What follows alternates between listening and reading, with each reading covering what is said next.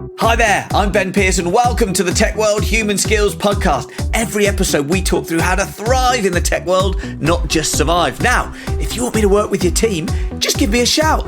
I love to help teams be more influential, memorable and successful with their stakeholders. Head over to www.techworldhumanskills.com to book a chat.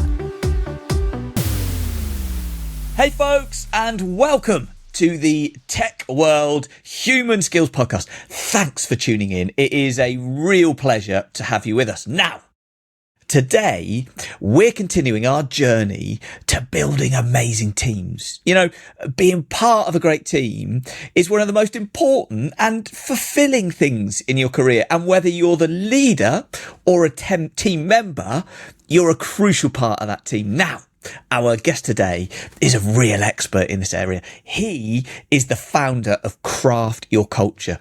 He spent years in the tech industry and now helps organisations build high-performance cultures. So, please welcome to the podcast, Sean O'Shea. Sean, it is brilliant to have you with us.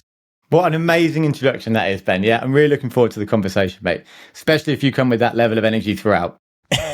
I think I can keep it up for maybe the length of the podcast, and then after that, I can crawl into a small room and recover for a while. I think it's worth the crash. Now, Sean, for all of our wonderful listeners out there, could you introduce yourself? Yeah, very happy to, Ben. So I'm Sean O'Shea. I run a company called Craft Your Culture. We've been running now for just over 2.5 years. And as you said, Ben, this is all about how you design high performance cultures. But my background is really in that technology sector. For about 20 years now, I've worked in a variety of different sizes of tech companies, 10 years at Microsoft, 3.5 years running a technical consultancy startup. That was during the pandemic. And all of that time, my role was always around how do you deliver growth? That was always my focus. So sales and leadership roles, not a day spent in HR. But then after all that time, I just became so obsessed with this idea of culture and how do you create high performance in groups of people. So I thought better just go and explore it and start it. And so that's where I am today. Brilliant. And for regular listeners, they know my background is Microsoft. I don't think we actually crossed paths at Microsoft that I'm aware of. Did we ever meet from your perspective that you remember? It would be slightly awkward now if I said we did. Yeah. As I asked that question, I thought, why didn't I ask that question? But, and so the reason that I got you on the podcast was there was just a day, it must have been a few weeks ago now, maybe even a month or two, I can't remember, where I had 2 meetings and both of these people said independently, you need to get Sean O'Shea on your show. And, I thought, well, if 2 people I know and trust are telling me I need to get you on the show. And so we met, we've had a chat and I thought you've got some really interesting things to say. And so here we are today. No, good. Well, obviously that's very kind of them and it sets a massive level of pressure on me now to perform to that level of expectation, but we'll see how we get on. Well, let's start to dig into the topic a little bit. And you spend your time working with all these different teams in tech. What's the landscape like at the moment? Do you know what? It's a real privilege as well to do what I do because, you know, I'm obsessed with people and how they behave, the decisions they make, why we are in certain group situations the way we are. And to do my job, it's almost like I'm being paid to do the thing that I'm a real geek about. So, you know, I love the thing that I do. And we get to spend our time in really different environments as well. So, you know, one week we can be at kind of Salesforce, Google, Microsoft. The next moment we're at a small startup in Wales. The next day we're in a kind of a fintech company that's got various offices across the world. So you can work with companies that are 50 people, kind of founder-led tech companies. You can work with large enterprises of 500-600 people, or you can work with the big global corporates as well. And in any one week, you can be doing 1, 2, or all 3 of those different customers. And that is a wonderful privilege. But you get to see some really consistent things. All of those are within the tech landscape. So that's an important caveat to make here. But there are, in answer to your question, some really interesting things that are coming out in that landscape at the moment. I'm going to give you a couple on here without wishing to bore people. But the big ones I see, the first one is this idea of there's just absolute constant change happening in all of those different types of sizes of companies at the moment. What I see in the big corporates is they really want to be first with AI. So whether you're working with a Google, a Microsoft, a Salesforce, an Amazon, whoever, there's this absolute urge now to be first with AI. And what that's leading to is so much noise and so much expectation from the top level of the company that it's really hard for teams to cope now, because they're trying to be first, but there's often not a lot of substance behind them to help them go out to market to see customers, etc., with all the things that are happening. So they often find that they're behind even what customers are seeing in terms of developments with AI. That can be a really disconcerting experience for people. Now, when I was at Microsoft, when we may or may not have met, Ben, that was during the time that kind of cloud became a thing, and we were like moving from on-premises to cloud. And we were moving from this idea of like 4 and 5 year release cycles. And I think a lot of teams and a lot of people still that went through that age are finding this a real disruptive experience to be in this constant change cycle that we're in now. And what we also see then as part of this change is that there's loads of priorities. There's loads and loads of like, this is a priority today, this is a priority today. And so teams are getting cascaded all these priorities all the time. And if you ask teams now, what do you need to achieve in the next year? They can be fairly consistent. If you ask those teams, what do you need to do in the next week? The answers are wildly different. And that's because we're seeing so many flip-flopping, changing priorities from executives because of all the things that are happening, AI being one of them, but not the only one. You know, slightly unhelpful policy changes by Donald Trump potentially being another. But all of these things are impacting at a team level. And with all of that uncertainty and ambiguity and all of this change, one of the natural reactions we see from leaders is to apply more scrutiny and monitoring because they want to create some sense of control over what's happening. And it's well intentioned, but it just means all of this kind of more measurement and more need for information is taking more and more time away from people. So there's this one theme of kind of constant change.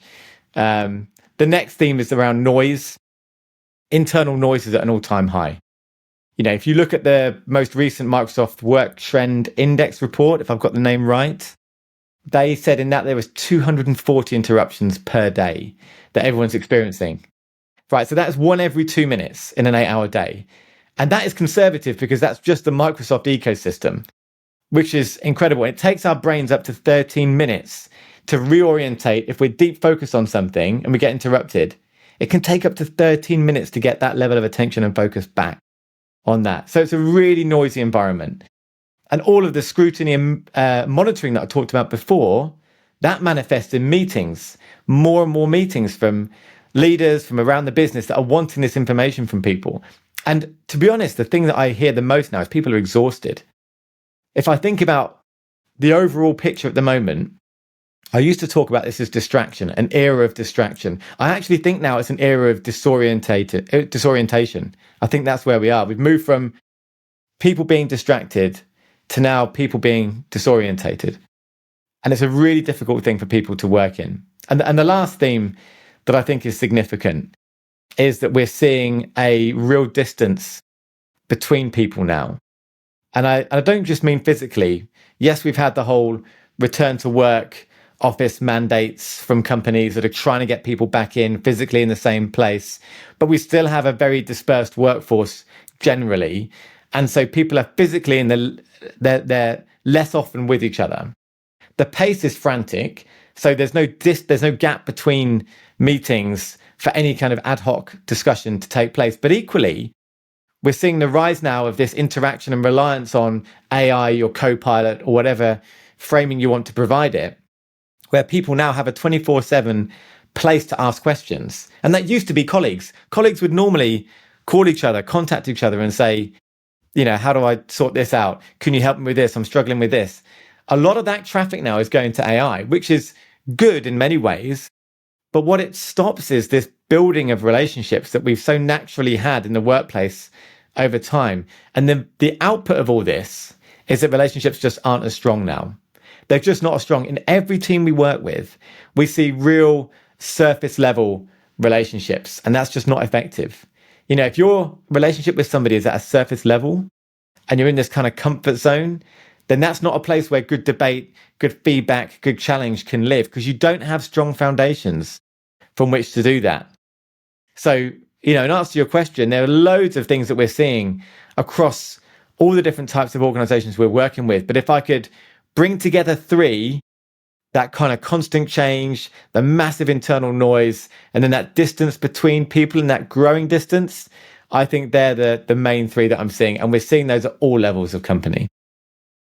Yeah, I mean, it's a reasonably bleak picture that you're painting. You're painting there, but do you know what? I think I recognise all of those things that you're saying from the organisations I've been working with, from the friends I've got working in many different companies. I think I recognise that, and then I'd also lay on that it feels like. And I think it's maybe related to that change, but there is so much uncertainty at the moment in the world. And it's not just tech. I think it's a lot of tech. But for example, just before we jumped on, we were talking about sports days, because we're just recording this at the end of the term. And I was at the parent sports day just yesterday, and I spoke to people from life sciences, legal, software, building, floor fitting, all of them were having a difficult time at the moment, actually, with going, we're not hitting our numbers, or there's been redundancies, so it feels like you've got all of those things that you talked about and an uncertain economic environment at the moment that's sort of the foundation of a lot of this stuff as well. Yeah, that's right. I mean, by the way, congratulations on coming in third in the dad race. Can I say it was second? That. I was going to say it was second, and I lost, to a teaching assistant who was about 19. So yes, I think it's a fair loss. So we'll call it a proud second. Yeah, good. Sorry for downplaying that, by the way. Yeah, I don't know where that came from. That place matters. But I think you're right. I think your point around the uncertainty of the environment is absolutely true, and for some, that's a real exciting place to be, because you've got, with uncertainty becomes there's loads of opportunities. So many companies are born from moments of uncertainty where there's this kind of collision of the right time, the technology being in the right place, the gap in the market being apparent, you having the idea and the resources to do it. So many of these amazing companies like Netflix or whoever, they happen because of a collision of all those different factors happening at the same time. And with AI being where it is right now, suddenly our ability to try things and to experiment is at an all-time high, and the cost of that is at an all-time low, cost both in terms of time and money. So there's lots of good that comes with this, but the overwhelming level of uncertainty is not a healthy place for our brains to be. We see this in teams and individuals all the time. There's nothing more scary for our brains to cope with than something that's uncertain. That is the thing that triggers our amygdala in our brains more than anything else. This fear of not knowing, or fear specifically of something happening that's not what was expected. And when we're triggered in that way, we have a natural internal response. Our amygdala fires, that releases cortisol into our system. Cortisol is the stress hormone. It impacts and inhibits our ability to recall our short-term memory. So we're then not as able to recall those things that we had to hand just moments before.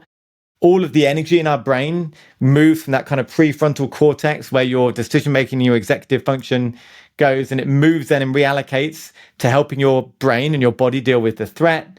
So all these things are happening when we feel like we're under threat. And the thing that triggers that threat response so much is uncertainty and something happening that's not what we expected. So you've got to be really intentional about how we navigate through these periods and learn how we can be effective despite the uncertainty that we're in. And some people are really good at that.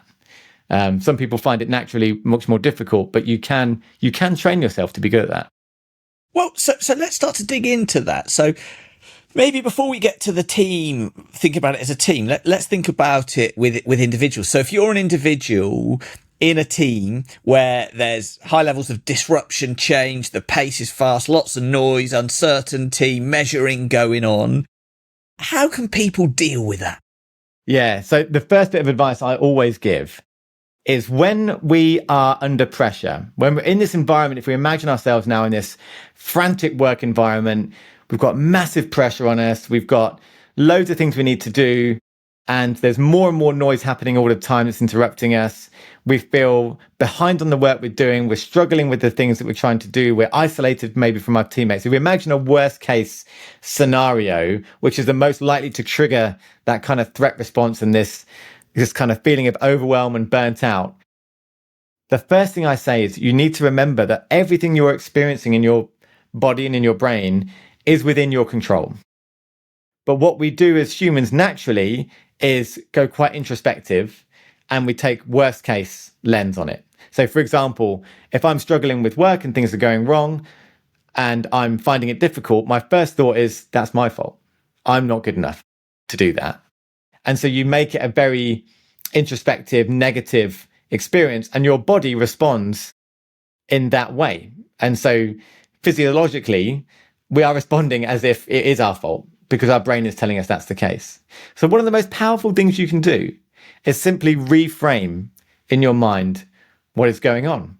If you're in this kind of like, I can't do this, I'm not good enough mindset, then just reframe it and say, okay, this is difficult. And I'm learning how to deal with adversity. I can see that I'm handling these bits quite well, and I'm finding these bits hard. So let's think about a small change I can make next week around something that I can try to adjust how I'm dealing with the things that I'm finding difficult. And therefore, you can learn how to make something that you're finding very difficult a different experience, and your body and your brain will respond to that reframe. The more you practice that reframe, the more powerful it is. I studied behavioral science for a year, and honestly, understanding how much control we actually have over our brain and our emotions was one of the biggest, most important things I've ever learned. Because once you control that, you're, going back to that point when we feel under threat and your amygdala's firing and your cortisol is released and all of your kind of resources in your brain are pulled away from the executive function. If you get control over that, imagine that. If you get control over that in a moment of crisis and you stop the cortisol being released and you stop the physiological response of your heart beating faster and your body heating up and all this kind of different stuff, and you can maintain good executive function in that moment, then that is an amazing place to be. That's a really valuable thing for employees. That's why we see such value placed on emotional intelligence now. Because one of the aspects of emotional intelligence is how you regulate your emotions. And that is being valued more and more and more in the workplace because of the experiences that people are having. And leaders that are able to regulate their emotions by understanding that ability to reframe and that ability to control how they're responding to situations and having that executive function in the moment of a crisis is so valuable now to companies. So the first bit of advice is around the reframe. Yeah, I think I completely agree with you. I mean, as you know, I spend a lot of time working with people about how they present and communicate and that kind of stuff, and which scares a lot of people. The process you're talking about there, a lot of people get when they're about to get on stage in front of people or stand up at a team meeting, and that kind of stuff. And I always remember I went on a course years ago, and they had. I think I might have even talked about it on the podcast before, but they had the women's US volleyball team from the 2012 Olympics that were, now doing some high performance mindset stuff. And the terminology they used, I really loved. They called about your level of activation, like how activated you were. And at a 10, that's full panic attack, and 0 is asleep. And therefore they talked about finding your 5, because like you're saying, you've got your rational decision making, you've got some energy in life, you're not asleep, but you're not, getting into that, I'm forgetting things, I'm sweating things. And so they called it finding your 5. And they were going through a number of techniques on how to just calm yourself, because then you'll make better decision making. And that reframing, I think, is a really important part of it. Yeah, I love that analogy. I have something similar, but it's not the 10, so I'm going to steal that from that. So thank you, Ben. But the way that I talk about it, imagine like 3 circles, And the middle kind of bullseye circle is your comfort zone. That's where we spend most of our time. That's a good thing. Being in your comfort zone means that you're being very efficient with the level of energy you're using cognitively. That's our least amount of exertion that we'd have in that area. The next layer out then is your learning zone. That's where you're stretching outside of your learning zone. So that might be talking at an event, like you said, or it might be giving a presentation, or whatever it is to you that you find is a stretch away from your comfort zone. And that's where you spend a little bit more energy. That's where you're cognitively doing something that's a bit different, like you're learning to do something for the first time. That feels a bit more of an intense experience that requires more cognitive energy. But then the outer ring, outside of those two, is your stress area. And that's where you can't live for any kind of sustained period of time. And it's also not an area where you're cognitively as effective as you'd like to be. Yeah, interesting. Love it. Right, let's move on, Sean. So we've thought a little bit about a great technique for individuals that are in that washing machine of life at the moment in teams. Let's start to think about teams, maybe. What's the culture like from a team's perspective that you see at the moment? You know, what are the good bits you're seeing and what are the bad bits you're seeing? Yeah, so with all the teams that we work with now, we see some really consistent things. The pace is exhilarating, right? So the speed that teams are working at now is just unprecedented towards anything I've ever seen in any organization I've worked in previously. And if you are a person that really thrives in ambiguity and not needing detail, then at the moment, tech is quite a good place to be. We see so much value now on getting something to 75% and out. You know, get it 75% and get it out to the customer or whatever it needs to go next. Getting to 100% is not as valued. And there's a lot of good reason for that, right? You know, if you're trying to get everything to 100%, you can already be late as a result. But also getting things to 100% means that you haven't tested it, you haven't failed, you haven't tried, made mistakes openly, publicly. You've just been working on your own to get that thing to 100%. So there's a real exhilarating pace that we're seeing at the moment, and companies and teams learning how to normalize their relationship with mistakes and failure. And that is a really good thing. You know, the better we can get in the workplace at rethinking how we see and feel about mistakes and failure is a big thing. And I'm seeing that now in teams, because if we're trying to get things out quickly all the time, we're going to make so many mistakes. And so that's a really healthy thing that we're seeing. And then this idea of like, the opportunity is vast. You know, we're seeing so much innovation in how people in teams are trying different things, doing things differently. The rule books are being completely rewritten or completely scrapped. And there's so much now opportunity to try doing things differently. And there's loads of good things that come from that as well, because, you know, what we've seen before is that managers will often lead teams in the mold of what they did that worked for them. You know, a manager will lead a team and say, I was the best at doing my job. And often, unfortunately, that means they get promoted into a manager role without actually them being a good manager. And what they'll do then is they'll lead that team in their mold. I did this really well. Right, my team, I'm going to teach you how to do this really well. That doesn't work anymore, because even the 2, 3, 4 more years that they've been outside of doing the job, all of the things they did are now redundant pretty much. So it has to open now this really healthy dialogue and relationship between teams and their managers, where they're having to learn together. So that's another really healthy thing that we're seeing. Some things that I think, you know, if you were a manager of a team listening to this, and there are some things that you were thinking about that could improve, I think the thing that we're seeing is the ability for people to share learning is an area that most teams are struggling with right now. We do a culture diagnostic test as one of the services we provide. And we look at how teams are culturally set up to deliver growth against 5 different ingredients. And the ingredient that always comes up as the one that people are struggling with in the team the most is how they're sharing knowledge with one another. And what's happening is lots of people doing their own thing.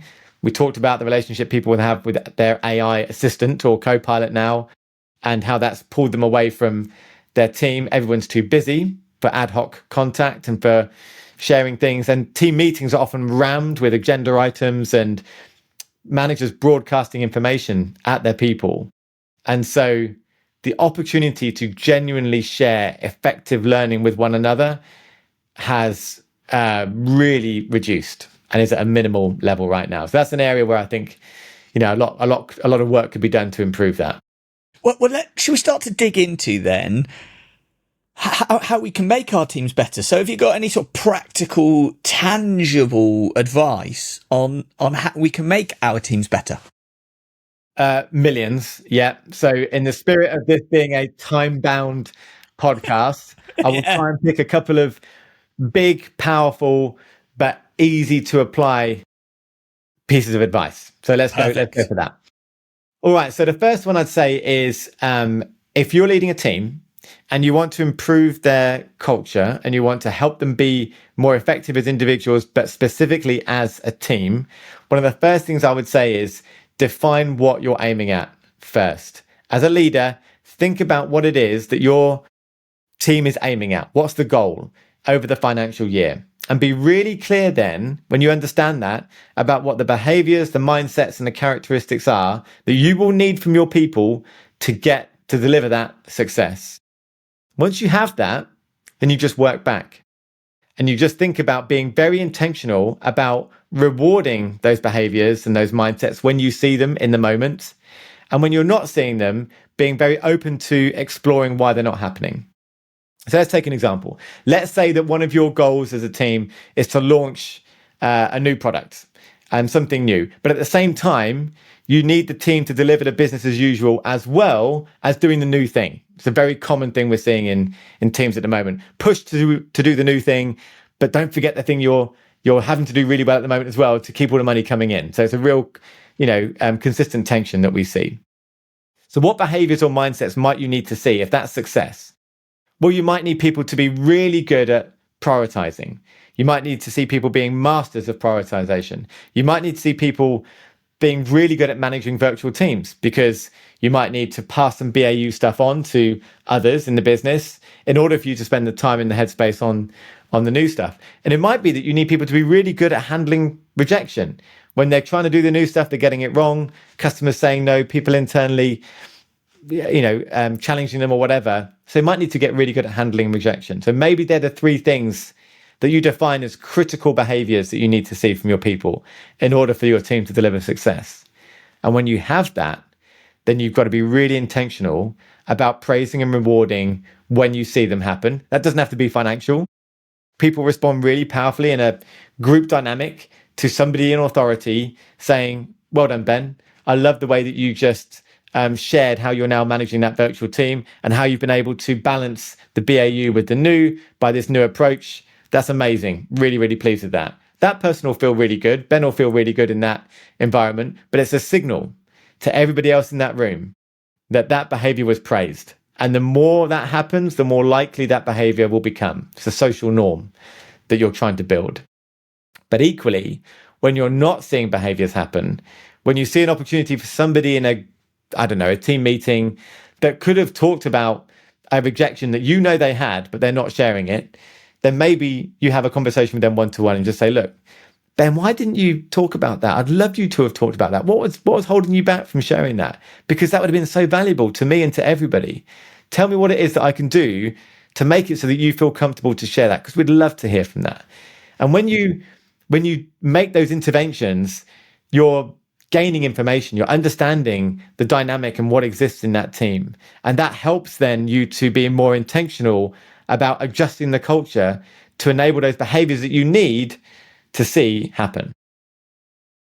So if I just sort of play back what I think I've heard you say is it's about getting real clarity on where you're trying to go, which therefore allows you to really define your key priorities, and then using this reward and correction kind of approach to really try and get people to change that behavior, focus on those key priorities, and hopefully drive the team forward. Pretty much, yeah. Define what you're aiming at, then understand the three, I'd say no more than three behaviors or mindsets that will make that goal achievable, and then really be intentional about rewarding when it happens and being curious when it doesn't, and adjusting your culture as you see fit. Yeah. And it's interesting because one of the things that you mentioned is a work back plan, which is really interesting. So I love them. And I'll tell you why I love work back plans. I'm a lazy monkey. I can tell you that. And unless I've got some pressure, I'd rather probably watch Netflix or sit and twiddle around on my guitar. Do you know what I mean? But if I've got pressure, then I get focused, I get in the zone and stuff gets done. And quite often when you've got like this big long this big long goal that's like a year away, 6 months away, 3 months away, I'm happy to leave it for 2 months, 2 weeks, and then just try and nail it in the last 2 weeks. But when I force myself to do a work back plan and go, right, so to do that, I need to do that, and to do that, I need to do that, and to do that, I need to do that. And suddenly I go, I've got to have this thing done next week. And so it creates some reality of, if I want to do a good job, which I do, there is a bit of pressure to do some of these things now, and to put the box set of 1883 or whatever it is I'm watching on Netflix away, and focus on those sorts of things. But then the flip side is, and this goes back to your ambiguity, is knowing what the goal is to then create a work back plan. If you're changing focus, and you were talking about this word where we're flip-flopping around all the time, and you put all this effort in one thing to then flip and flop to something else, and you feel like you've wasted all of that stuff. Have you got any thoughts on that? Yeah, I think it's a real common scenario as well. The way that I would suggest is, if you're in a team and you're experiencing that, I would say it's really healthy to have a conversation with your manager and say, can you just be really clear? What are the top 3 things? If I can only do 3 things this quarter, what are those 3 things? And I want that to be agreed today, so that then I can be clear on focusing on that for the next quarter. I think a quarter is better than a month, because then that can be subject to change. But if you can have that conversation with your manager and you can agree that, then you can hold them to account for you spending that time on those 3 things. Frame it in imagine I've got 80% of my time to do 3 things. What are those 3 things? And what you'll find from that conversation is that either the manager will be really able and clear to give that answer, or they'll struggle. And if they struggle, that's because they're not asking the same from their leader. And so hopefully then that behavior then passes up the chain to try and get that clarity over the next at least 3-month period. Okay, like it. Any other key areas to focus on to make our teams better? Yeah, so that was the 1 of the 1 million, the 2 of the 1 million, and the last of the 1 million that we're going to do today. And this is one of my ones that I talk about no matter what. In every organization and team we work with, we always think about this specific environment, and we curate our approach depending on whatever environment it is that we're working in, and the company and all the rest of it. But this one is absolutely consistent no matter what. My advice to any manager, aspiring leader, executive at the moment is to see one of your primary functions to be relationship builders. Everybody should be thinking about now, how do we connect our people better? Because as I said before, people are generally further apart than they've ever been. And this is in society. Without wishing to get too existential about it, we all live in our bubbles. You just talked about Netflix. Your Netflix will look different to mine, because your Netflix will know what you like and it will know what I like. And 80% of what we watch on Netflix is based on recommendations that the algorithm serves to us. If we're on Twitter or X, we're following people that we want to follow. If we're on Facebook, we're connected to our friends that we've decided we're like. If we're on, all of these platforms are curating the world that we experience, because it's learning what we like and what we engage with, and it shows us that stuff. So we increasingly live in bubbles in our personal lives. In the workplace, that was usually a place where we'd learn how to work with and forge relationships with people that were different to us. It's the only environment where we're forced into that. But if we're now more distant, then we're not learning those skills of how to work with people that are different to us. And if we don't have that, if we're operating in teams that don't have good relationships with one another, then all the impact of that are things like we're not able to have conversations around challenging one another. We're not able to debate situations. We're not able to share ideas. We're not able to say, I need some help. We're not able to say, I'm struggling.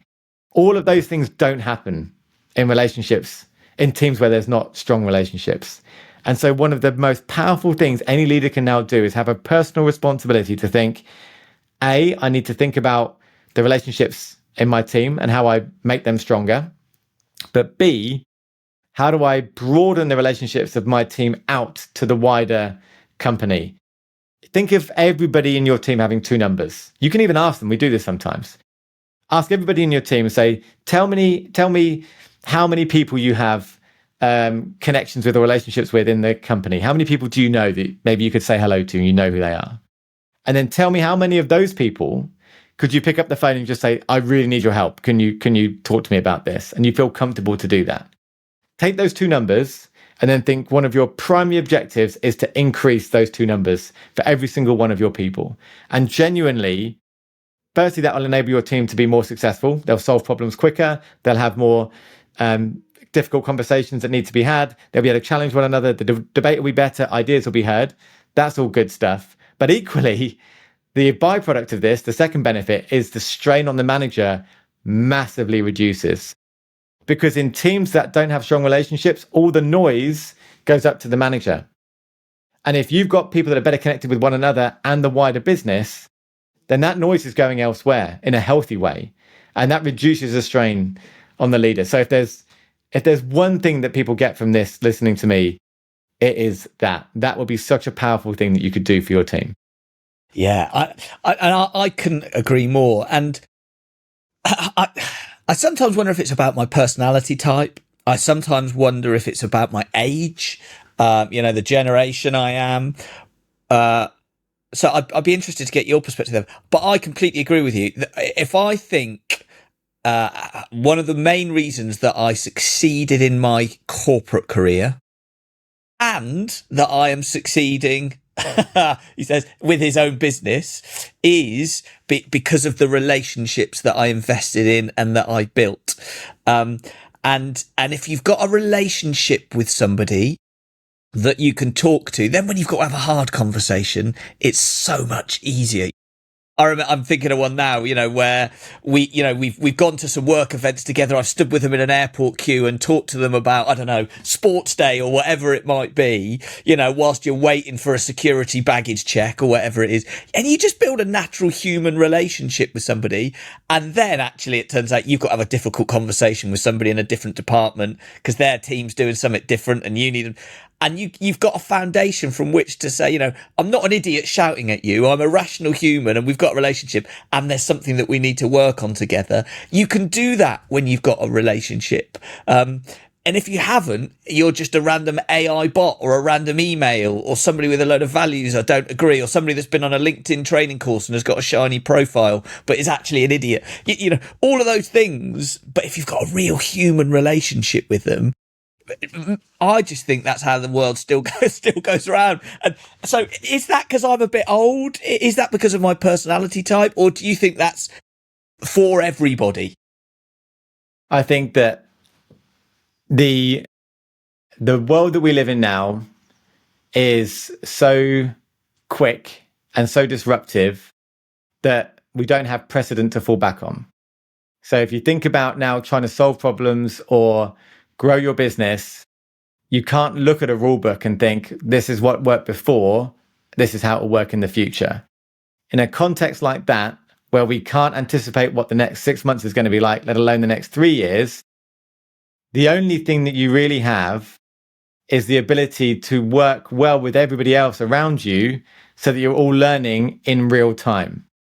Because if you're all doing things to try and navigate this and you're sharing that, your ability to succeed will be exponentially better than a team of really talented individuals that are doing their own thing and not sharing that experience. And I just think that is a truth that will become more prevalent over time. And yes, AI can do loads of good stuff and it can replace human work in so many different ways. But if we're still at the driving seat in terms of growing businesses and growing companies, then your people and their ability to work together will be the big determining factor. If AI is democratized and gives everybody the same ability to use it, then it's how your people work together that will be the thing that is the competitive advantage over your people that you're competing with. Fascinating, Sean. Sean, I could talk to you about this all day, and it almost feels like I got into a bit of a therapy session there. Am I getting old? Is it just me? You are getting old. Just to be clear, yeah. But as I glance at the clock after that comment, it's almost time for us to wrap up the show. So I wonder, could you just maybe summarise what would be your key takeaways that you'd like people to remember from this? Yeah, I think if there was just a couple of things, if we had to take just a couple of things, I think one is please understand that your ability to control your emotions and your thoughts as you navigate this kind of adversity and uncertainty is within your control. And that is a wonderful gift when you can understand it and you can learn how to do it well. And it starts with just reframing that in your mind. So that's the first one I'd say, is just understand that and practice that. And the second thing then is back to the relationships. The people that will succeed in business will be the ones that have the most connections to call on to work with and the strongest relationships with those people. And so whether you're a leader or an individual contributor and you're navigating your career, think about that as something that you could really accelerate your success if you're intentional about doing it well. Yeah, love it. And I think just for me, as I sort of reflect on what we've talked about, I love that, you are not just the product of things that happen to you. You can reframe, choose your response, and affect that. So the fact that you can you can control things, control the controllables. You can't control everything, but you can control your response. You can control how you react to the environment and the situation you're in. So I think that's just really important. And then I've also really loved just digging into that, the import of relationships. And when everything is changing, there is this level of disruption, pace, noise, having relationships with people so that if you don't know the answer, they may well know the answer or can point you in the right direction. And they're happy to do that and work with you because you've invested in that relationship with them. Really important stuff. So thank you so much for taking the time to share that with us. Now, if people have really enjoyed the conversation we've been having and this topic is of real interest to them, how can people get in touch with you, do more stuff with you? Yeah, so we've got everything that we learn, we give away for free. It's a terrible business model, but so if you follow me on LinkedIn, that's a good place to take everything and not give me any money. If you were interested in this idea of future-ready leadership skills, we think there's a massive gap in this area at the moment. 49% of managers are currently saying they're not trained at all in leadership. And actually, when we look at what's available, it's just not fit for purpose for the environment that we've been exploring today. So we are creating what we call culture labs, which is professional development experiences for people that are wanting to develop those skills, either as aspiring leaders or existing managers and executives. And they launch in September. And so you can find those on our website, craftyourculture.co.uk. You'll find them under Culture Labs.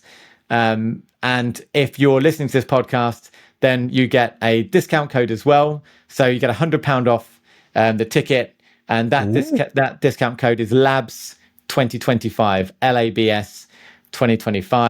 There's only 15 places per lab, though. So if you do go on when you listen to this and they've gone, I'm really sorry. Contact me on LinkedIn and we'll let you know when the next one is. Brilliant. Thank you. And I'll pop all of that in the show notes so that people can click that, and I'll pop the code in there as well so that people can find that if you're busy walking your dog and haven't got a pen to hand at the moment. Thank you so much. It's been brilliant to talk to you. So, yeah, final thing for me to say before we sign off. Thank you for your time. Thank you for the energy. I've loved having you on the show. So thank you. Loved it, Ben. Really enjoyed it, mate. Thanks. Don't go yet. Remember to subscribe to the podcast and rate the show. It really helps us grow and book new great guests. And remember, if the podcast isn't enough for you and you want weekly microlearning delivered straight to your inbox, sign up to the Tech World Human Skills Weekly. Head over to www.techworldhumanskills.com to sign up.